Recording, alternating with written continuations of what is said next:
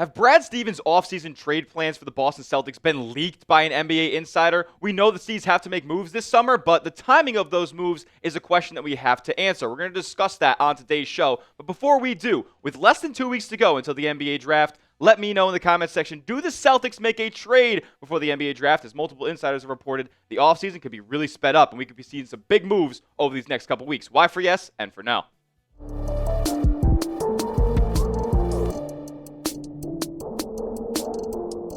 What's going on, Green Teamers? You're watching Celtics Today by Chat Sports. I am your host, Tyler Smith. And on today's show, Jake Fischer of the Stein Line, NBA insider who's been reporting all the latest intel on the NBA trade rumor mill, says that the Celtics could possibly be taking their time this offseason. He said that the Celtics are, quote, not operating to date like a team desperate to shed salary. More from Fischer here. He said Boston is certainly looking to cut salary to reduce its luxury tax bill and duck under the second apron.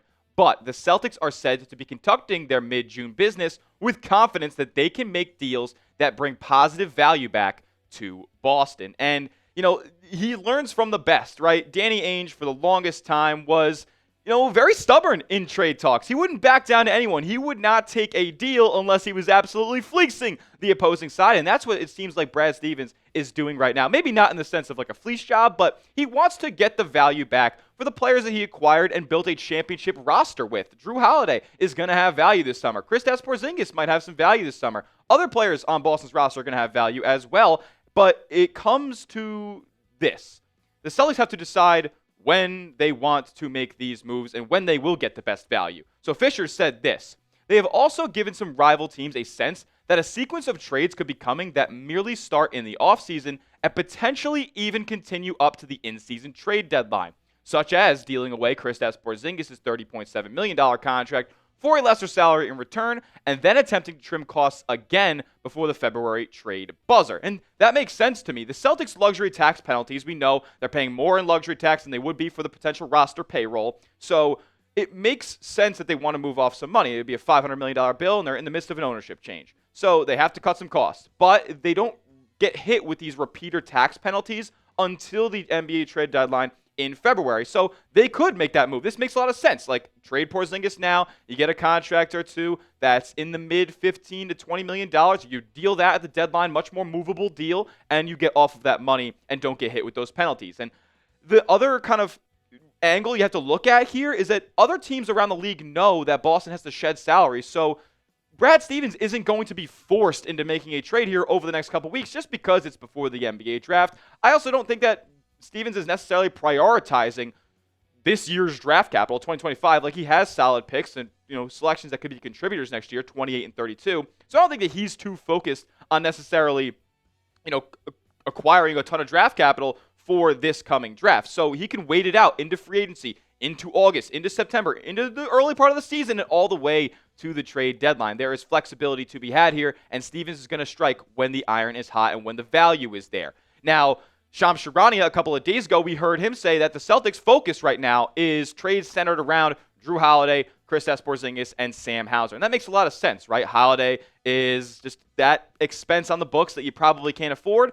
Porzingis is an expiring deal. And then Sam Hauser just gives you a bunch of really big penalties. His $10 million could really cost $80 million after the tax. But in the sense of Porzingis, it makes sense to wait on trading him potentially because the value that he has on the basketball court has been completely tanked. Like, the mystery illness that he was facing in March, it reared its ugly head in the postseason, and now the lasting image of Kristaps Porzingis in a Celtics uniform is not exactly a good one for Celtics fans and probably not around the league as well. So I can't imagine that his on-court value is super high in a trade, and Brad Stevens would be happy with any current offers that would be out there for KP. And there's also reports coming out that Boston might want to keep Kristaps Porzingis long-term, that he's necessarily not a name that they feel like they need to trade this offseason or necessarily at all. Chris Mannix said this: Porzingis, I think, is available, but I think that they would like to get Porzingis back long-term at a lower price point on his next deal. And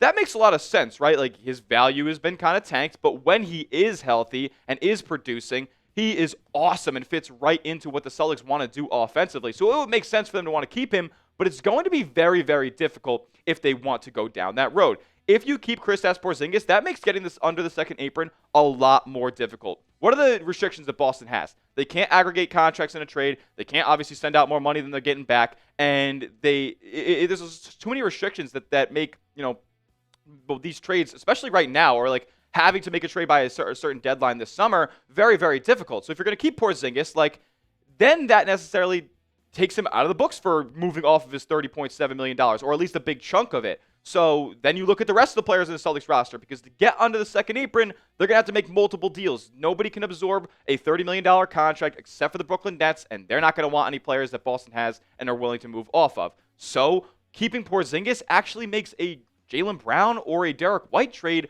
a lot more likely, and that's where I kind of have my doubts about them keeping Porzingis long term, because I don't think that a Jaylen Brown or a Derek White trade is very likely. Look, I like Porzingis, and I would really like to see him be healthy and play 65 games every year and be ready for a postseason run, but that's not all that realistic. If you can potentially get him on a shorter or on a lesser money deal down the line, I'm open to it, but my priority, and I'm sure the Celtics' priority right now, number one, is getting under that second apron, and Porzingis would probably be a domino that has to fall. But however, the first domino that might have to fall is going to be Jrue Holiday. This is a player that I could see being traded before the NBA draft or very early in free agency. They could drag that KP thing all the way to the deadline, and I think there would be no problem with doing that. Holiday, on the other hand, I'm sure a contending team is going to want him on their roster at the start of the 25-26 campaign, so they have that consistency and continuity. So there are teams that are going to be interested, but it's also not going to be that easy to trade Holiday either, because we really don't know what his value lies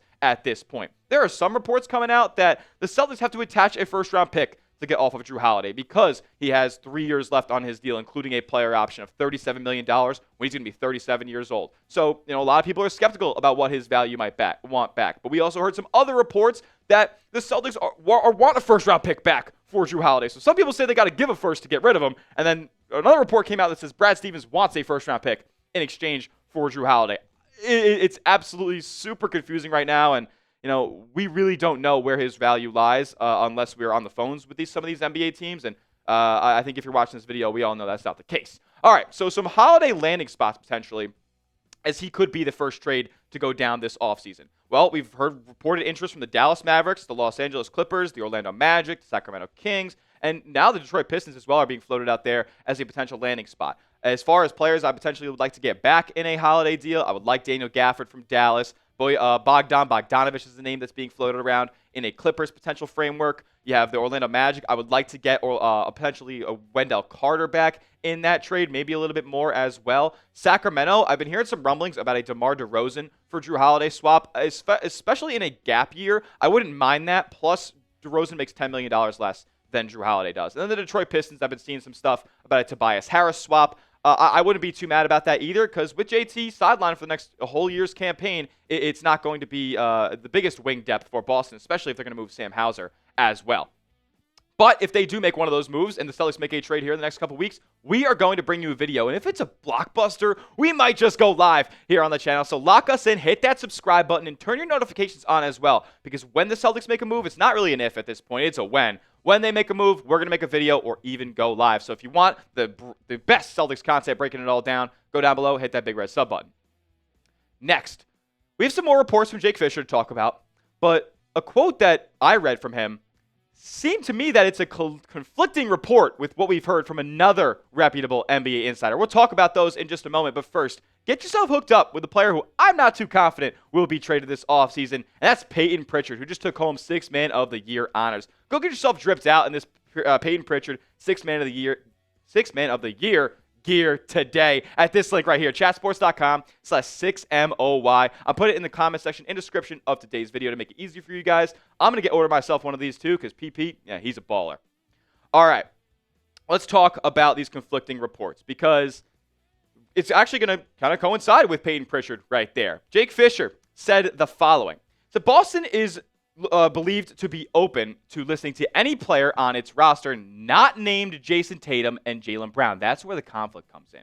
I'd put Peyton Pritchard and Derek White right behind those two as those two franchise cornerstones as extremely hard to get as well. Now, where this kind of conflicts with a report that we heard from Shams a couple of days ago is that he said the Celtics will have to listen to Derek White and Jaylen Brown trade offers. Now, does that necessarily mean that they are listening? I honestly came across, and listening back to it, a little bit more like Shams is insinuating, or his opinion is that the Celtics will have to listen to Derek White and Jaylen Brown trades. He did, however, report that teams are going to be making calls about those two players, and those two guys are going to have the most value as far as any player that could be a trade candidate for Boston this offseason. But according to Fischer, it seems like Jaylen Brown is definitely an untouchable. Let's talk about who he mentioned in the back half of that quote, though: Peyton Pritchard and Derek White. Very likely D. White gets traded. We'll talk about that in a little bit. But he says the Celtics would likely have to listen to any ultra-aggressive offer for this season's Sixth Man of the Year. But Pritchard is currently projected to shoulder a significant role in Boston's offense for the 25-26 season,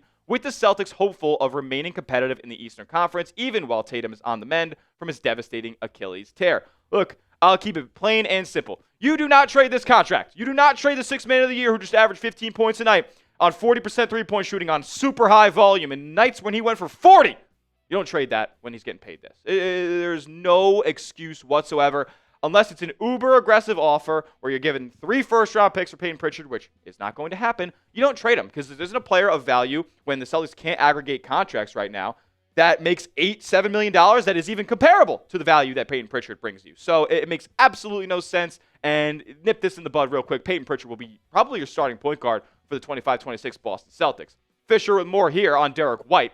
This White, meanwhile, has been so essential to Boston on both sides of the ball that it sounds as though the Celtics would need their version of the offer that blew away Brooklyn and forced the Nets to part with Mikal Bridges to entertain surrendering him. I wonder who said something like that like 2 days ago. Yeah, this guy. I said I would need a Mikal Bridges type package in order to trade Derek White. I'm talking 3, 4, 5, maybe 6 controlled first-round picks. He is that valuable. And the money he makes right now, it just makes no sense. Like, there are bigger contracts and there are bigger fish to fry on the Celtics payroll than Derek White. He is such an afterthought when it comes to trying to figure out who needs to be traded on this roster to clear up some money. He makes the least out of any Celtics starter. It makes no sense to trade him, and he provides so much on both ends of the floor that it would be an idiotic trade package that would come across my screen if I saw breaking Celtics trade Derek White. I really just don't see that there being many positives.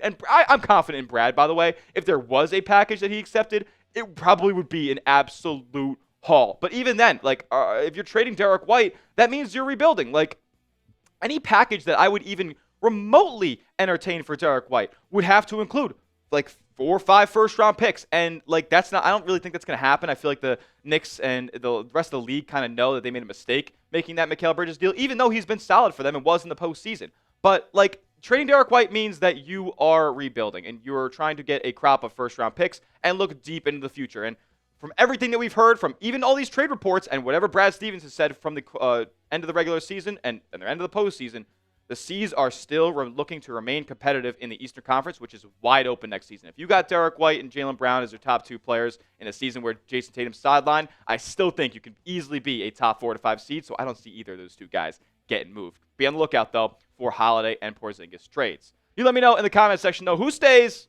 who goes, which Celtics players should be traded and which should stay. Let me know, because I saw a bunch of people in the comment section saying that nobody's untouchable yesterday. You let me know who needs to stay and who needs to go. That will do it for today's edition of Celtics Today by Chat Sports. Lock us in, because like I said, if anything happens with these trades or rumors, we're going to bring you guys the content immediately, right when we hear it, right here at Celtics Today. So youtube.com/CelticsTV. We'll see you guys on the next one. And as always, let's go C's.